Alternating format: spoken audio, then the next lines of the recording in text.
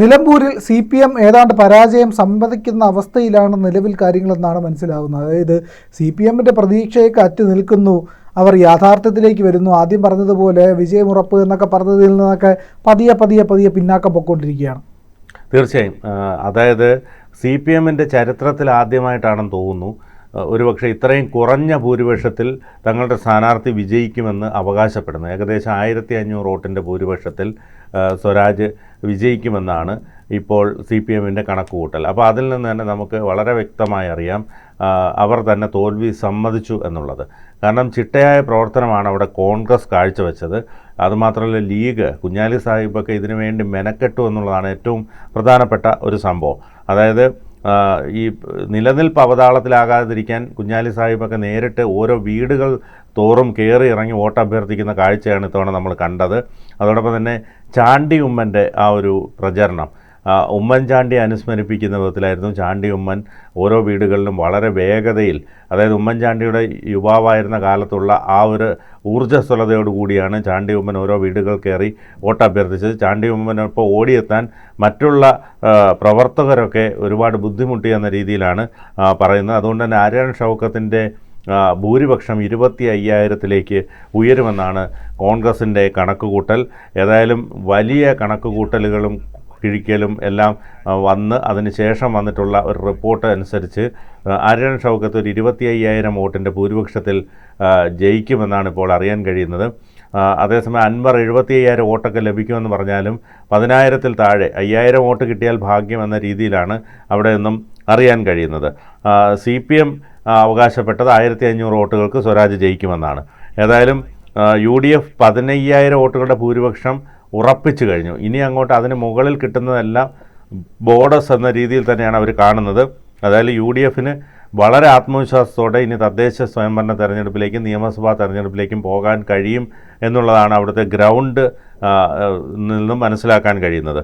ഏതായാലും നിയമസഭാ തെരഞ്ഞെടുപ്പിൻ്റെ മുന്നൊരുക്കം എന്ന നിലയിൽ വളരെ ചിട്ടയോടെയുള്ള പ്രവർത്തനമാണ് കോൺഗ്രസ് നടത്തിയത്. പ്രതിപക്ഷ നേതാവ് VD സതീശൻ്റെ നിലപാടുകൾ ഏറെ ശ്രദ്ധിക്കപ്പെട്ടു. കാരണം അൻവർ പോന്നെങ്കിൽ പോകട്ടെ, നമുക്കല്ലാതെ ജയിക്കാൻ കഴിയുമെന്നുള്ള ആത്മവിശ്വാസത്തോടു കൂടി തന്നെയാണ് VD സതീശൻ ഇതിനെ നേരിട്ടത്. അതുകൊണ്ട് തന്നെ ഇതിൻ്റെ ഫുൾ ക്രെഡിറ്റും VD സതീശന് കൊടുക്കേണ്ടി വരും എന്ന് പറയേണ്ടി വരും. കാരണം VD സതീശൻ അത്ര ശക്തമായൊരു നിലപാടെടുത്തതുകൊണ്ടാണ് അൻവറിന് ഇത്തരത്തിൽ ഒരു സ്ഥാനാർത്ഥി പോലും ആകേണ്ടി വന്നത്. ഏതായാലും മറ്റൊന്ന്, അതിശക്തനായി ഈ തെരഞ്ഞെടുപ്പ് പ്രചരണ രംഗത്ത് നിന്നത് കുഞ്ഞാലി സാഹിബാണ്. PK കുഞ്ഞാലിക്കുട്ടി ഓരോ ബൂത്ത് തലത്തിൽ പോലും ഏകോപനങ്ങളുമായി കുഞ്ഞാലിക്കുട്ടി പ്രവർത്തിച്ചു എന്നുള്ളതാണ് ഏറ്റവും പ്രധാനം. മുസ്ലിം ലീഗിലെ താഴെ തട്ടിലുള്ള പ്രവർത്തകരെ ബന്ധപ്പെട്ട ഒരു വീഴ്ചയും ചോർച്ചയും ഉണ്ടാകരുതെന്ന് ഉറപ്പുവരുത്താൻ അദ്ദേഹത്തിന് സാധിച്ചിട്ടുണ്ട്.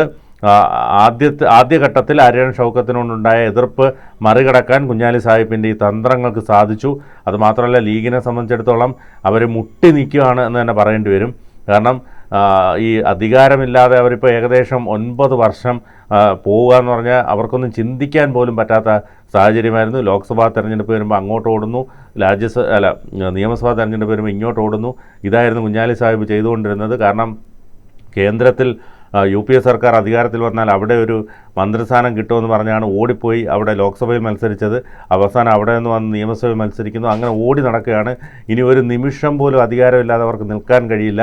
അതുകൊണ്ട് തന്നെ വളരെ ചിട്ടയോടെ സാധാരണ നന്നായി റെസ്റ്റൊക്കെ എടുക്കുന്ന കുഞ്ഞാലി സാഹിബൊക്കെ ഊർജ്ജസ്വലതയോടെ ഒരു റെസ്റ്റും എടുക്കാതെ ഓടുന്ന കാഴ്ചയാണ് നമുക്ക് കാണാൻ കഴിഞ്ഞത്. ഈ പ്രവർത്തനം വെറുതെ ആകില്ലെന്നാണ് ലീഗും കോൺഗ്രസും വിലയിരുത്തുന്നത്. അതുകൊണ്ട് തന്നെ റെക്കോർഡ് ഭൂരിപക്ഷം നേടാൻ UDFന് കഴിയുമെന്നുള്ള ആത്മവിശ്വാസത്തോടു കൂടിയാണ് അവരുടെ മുന്നോട്ടുള്ള പോക്ക്. UDF ഒറ്റക്കെട്ടായി പ്രവർത്തിച്ചതിന് ഫലം കാണും.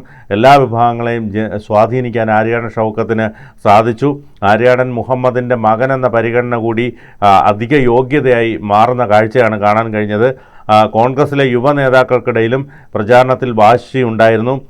റീൽസുകളുമായി സമൂഹ മാധ്യമങ്ങളിൽ ഷാഫി പറമ്പിലും രാഹുൽ മാങ്കൂട്ടത്തിലും നിറഞ്ഞപ്പോൾ മറുവശത്ത് ചാണ്ടി ഉമ്മൻ വീടുകൾ കയറി ഇറങ്ങിയുള്ള പ്രവർത്തനം കാഴ്ചവെച്ചു. PC വിഷ്ണുനാഥ് അടക്കം പാട്ടുകളൊക്കെ പാടിക്കൊണ്ടാണ് അവിടെ പ്രചരണ രംഗത്ത് നയിച്ചത്. ഏതായാലും ടി സിദ്ദീഖ്, ഉമ്മൻചാണ്ടി തന്നെയാണ് ചാണ്ടി ഉമ്മൻ എന്ന് ടി സിദ്ദീഖ് പറയുന്നു. ജനങ്ങളുമായി നേരിട്ട് സംവദിക്കുക, അവരുടെ രാഷ്ട്രീയ പ്രവർത്തനം നടത്തുക എന്നതാണ് ഉമ്മൻചാണ്ടി സാറിൻ്റെ രീതി. മകൻ ചാണ്ടി ഉമ്മൻ MLA എന്ന നിലയിൽ നിലമ്പൂരിൽ വോട്ട് തേടി ഇറങ്ങിയത് 3000-ലധികം വീടുകളിലാണ്. കാണുന്ന കവലകളിലൂടെയെല്ലാം വോട്ട് തേടി അലയുന്ന ചാണ്ടി ഉമ്മനെയാണ് കാണാൻ കഴിഞ്ഞത്. അച്ഛൻ്റെ വഴിയിലൂടെ മകനും മുടി ചീകാതെ ഷർട്ട് കീറിയ പോലുള്ള ഷർട്ടുകളും അയൺ ചെയ്യാത്ത ഷർട്ടും ഒക്കെ ഇട്ടാണ് ചാണ്ടി ഉമ്മൻ ഇപ്പോൾ പോയത് എന്നാണ് നമുക്ക് ഈ തെരഞ്ഞെടുപ്പ് പ്രചരണ രംഗത്ത് കാണാൻ കഴിയുന്നത്. ആര്യാടൻ ഷൗക്കത്തിൻ്റെ വിജയം കഴിഞ്ഞ് ഇനി തനിക്ക് മടക്കമുള്ളൂ എന്ന ദൃഢനിശ്ചയത്തോടെ ചാണ്ടി ഉമ്മൻ നടത്തിയ പ്രവർത്തനങ്ങളും കോൺഗ്രസിൻ്റെ മനസ്സ് കവർന്നു എന്നാണ് ടി സിദ്ദീഖ് കുറിച്ചത്. ഈ മറുവശത്താകട്ടെ സ്വരാജിന് പാർട്ടി വോട്ടുകൾക്ക് അപ്പുറത്തേക്ക് കഴിയുമോ എന്ന കാര്യം സംശയമാണ്. UDF നിന്ന് ചോരുന്ന വോട്ടുകൾ സമാഹരിക്കാൻ സ്വരാജിന് കഴിയില്ല. അത് അൻവറിലേക്ക് മാത്രമേ പോകൂ. അതുകൊണ്ട് ഇടതുമുന്നണിക്ക് LDF-ൽ അൻവർ ഉണ്ടാക്കിയ വിജയ ഫോർമുലയാണ് ഇതോടുകൂടി നഷ്ടമാകുന്നത്. BJPക്ക് ശക്തമായ സ്ഥാനാർത്ഥി ഇല്ലാത്തതും ശബരിമല വിവാദങ്ങളടക്കം ചർച്ചയായതും സ്വരാജിന് തിരിച്ചടിയായിട്ടുണ്ട്. കടുത്ത ഭരണവിരുദ്ധ വികാരവും അവസാന സമയത്ത് MV ഗോവിന്ദൻ നടത്തിയ RSS പ്രസ്താവനയും സ്വരാജിന് തിരിച്ചടിയാകുമെന്നാണ് കണക്കുകൂട്ടുന്നത്. അതായത് നിലമ്പൂരിലെ നിലവിലെ അവസ്ഥ എന്ന് പറഞ്ഞു കഴിഞ്ഞാൽ ആർക്ക് വിജയം എന്നുള്ള കാര്യത്തിനകത്തെ തർക്കങ്ങളുടെ ഒരു അന്തരീക്ഷമാണ്. ആദ്യം ഞങ്ങൾ വിജയിക്കുമെന്ന് അവകാശപ്പെട്ട് നിന്നവർ ഇപ്പോൾ ആർക്ക് വിജയമെന്നുള്ളതിൽ തർക്കത്തിലേക്ക് പോകുന്നു എന്നുള്ളതാണ്. അത് വളരെ വലിയ രസകരമായൊരവസ്ഥയാണ്. ഒരു തെരഞ്ഞെടുപ്പ് കഴിഞ്ഞാൽ കേരള രാഷ്ട്രീയത്തിൽ കാണാൻ കഴിയുന്ന ഒരു പ്രത്യേകമായ സാഹചര്യമാണ്. പിന്നെ അങ്ങോട്ട് അവകാശവാദങ്ങളൊന്നുമില്ല. ഒരു ദുർബലമായ അവസ്ഥയിലാണ് അവരുടെ സംസാരം. ഇപ്പോൾ എല്ലാം കഴിഞ്ഞില്ലേ, ഇനിയിപ്പോൾ നമുക്ക് നോക്കാം എന്നുള്ളൊരവസ്ഥയിലേക്ക് നേതാക്കൾ മാറും. പക്ഷേ 2 ദിവസം മുമ്പ്, അതായത് ഈ തിരഞ്ഞെടുപ്പ് കഴിയുന്ന ഘട്ടത്തിൽ CPM-ൻ്റെ അവകാശവാദം എന്ന് പറഞ്ഞ MV ഗോവിന്ദൻ പറഞ്ഞ ഒരു സംശയമില്ല ജയിക്കുമെന്നാണ്. പക്ഷേ ഇവിടെ ജയിക്കാൻ പോകുന്നില്ല. കാരണം ജയിക്കാനുള്ള സാധ്യത ആര്യാടൻ ഷൗക്കത്തിനാണ്. ആര്യാടൻ ഷൗക്കത്ത് അവിടെ വലിയ ഇമ്പാക്റ്റ് ഉണ്ടാക്കി. കാരണം ആര്യാടൻ ഷൗക്കത്തിനെതിരെ വർഗീയമായി വിദ്വേഷ പരാമർശം PV അൻവർ നടത്തിയതോടുകൂടി ആര്യാടൻ ഷൗക്കത്ത് സ്വീകാര്യനായി മാറി. ഈ പറയുന്ന മുസ്ലിം കമ്മ്യൂണിറ്റിയിലുള്ള പുതിയ ജനങ്ങൾ, അതായത് പുതിയ വിഭാഗം ആൾക്കാർ, ഈ പറയുന്ന യുവജനങ്ങൾ, അവർ വലിയ രീതിയിൽ ആര്യാടനെ പിന്തുണച്ചു. നമ്മൾ എവിടെ നോക്കിയാലും ആര്യാടൻ്റെ പരിപാടിയിൽ മൊത്തം യുവാക്കളെ കാണാമായിരുന്നു. സ്വരാജിൻ്റെ പരിപാടിയിൽ എത്ര യുവാക്കളുണ്ടായിരുന്നു? കുടുംബ സംഗമങ്ങൾ പോലും CPM-ന് ശുഷ്കമായി പോയി എന്നുള്ളത് വലിയ വിമർശനം. അതിപ്പോൾ എനിക്ക് തോന്നുന്നു അടുത്ത സമ്മേളനങ്ങളിലൊക്കെ ഇത് വലിയ തോതിൽ ചർച്ചയാവും, അല്ലെങ്കിൽ പാർട്ടി മീറ്റിങ്ങുകളിലൊക്കെ ഇത് വലിയ ചർച്ചയ്ക്കിടയാക്കും എന്നുള്ളതാണ് യാഥാർത്ഥ്യം. സ്വരാജിൻ്റെ നിലപാടുകളെ ആൾക്കാർ ചോദ്യം ചെയ്യാൻ തുടങ്ങിയെന്നേ നമുക്കറിയാമല്ലോ. പല നിലപാടുകളാണ് എടുക്കേണ്ടത്. ഈ പറയുന്ന ഗാസയ്ക്കൊപ്പം നിൽക്കുന്നു, ഈ പറയുന്ന ഭീകരവാദികളെ കൊന്നു കഴിഞ്ഞപ്പോഴത്തേക്കും യുദ്ധം വേണ്ട എന്ന് പറഞ്ഞുകൊണ്ട് വരുന്നു. അവിടെ ഗാസയിൽ ഈ പറയുന്ന ഹമാസിനെ പിന്തുണയ്ക്കുന്ന ആള് ഇവിടെ ഇന്ത്യൻ ആർമിയെ കുറ്റപ്പെടുത്തുന്നത്, പാകിസ്ഥാൻ അനുകൂലമായ നിലപാടെടുക്കുന്നത്. അപ്പം അങ്ങനെ ഒരു നിലപാടെടുത്തു കഴിഞ്ഞാൽ എങ്ങനെയാണത് രാജ്യത്തിന് ഗുണകരമാണെന്ന് ജനങ്ങൾക്ക് മനസ്സിലാവും. അപ്പം ജനങ്ങൾക്ക് സ്വാഭാവികമായിട്ട് മനസ്സിലാവും ഇത് ശരിയല്ല, ഇയാളുടെ നിലപാട് ദേശവിരുദ്ധമാണ്, ദേശവിരുദ്ധനായ ഒരാൾ ഞങ്ങളുടെ MLA ആവണോ എന്നുള്ളൊക്കെ ചോദ്യങ്ങളൊക്കെ വരും. അത് ചർച്ചയാവും. ആ രാഷ്ട്രീയ ചർച്ചകൾ സ്വരാജിൻ്റെ വോട്ട് കുറയ്ക്കാൻ അവിടെ കാരണമായിട്ടുണ്ട് എന്ന് നമുക്ക് മനസ്സിലാക്കാം. ഇനി മറ്റൊരു കാര്യമെന്ന് പറഞ്ഞു കഴിഞ്ഞാൽ ആര്യാടൻ ഷൗക്കത്തിനോടൊപ്പം ആര്യാടൻ ഷൗക്കത്തിന് ബദലായിട്ട് ഒരു വിമതൻ എന്ന കണക്കേ കോൺഗ്രസിനോടൊപ്പം നിൽക്കാമെന്ന് വാക്ക് കൊടുത്തിട്ട് പിന്നെ മാറി വന്ന ആ PV അൻവറാണുള്ളത്. ആ PV അൻവർ എന്ത് നിലപാടെടുത്തത്? ആര്യാടൻ ഷൗക്കത്തിനെ അപമാനിക്കുന്ന തരത്തിൽ പോലും പെരുമാറിയിട്ടുണ്ട്. അപ്പോൾ അതെല്ലാം ആര്യാടൻ ഷൗക്കത്തിന് ഗുണകരമായി. ആര്യാടൻ ഷൗക്കത്തിനെ ആലിംഗനം ചെയ്യാൻ പോയപ്പോൾ വേണ്ടാന്ന് പറഞ്ഞില്ലേ, M സ്വരാജിനെ കെട്ടിപ്പിടിച്ചല്ലോ.